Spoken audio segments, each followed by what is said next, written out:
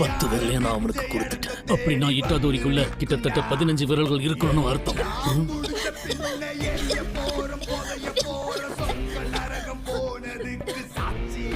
இன்னும் உயிரோட தான் இருக்கீங்களா? என் நேரத்தை வீணடிக்காதீங்க.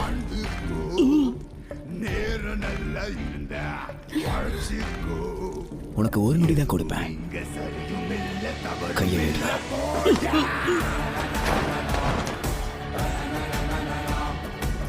சுக்குனா எழுந்து வந்துட்டாரு. தலை நிமிர்ந்து பாக்குறீங்க.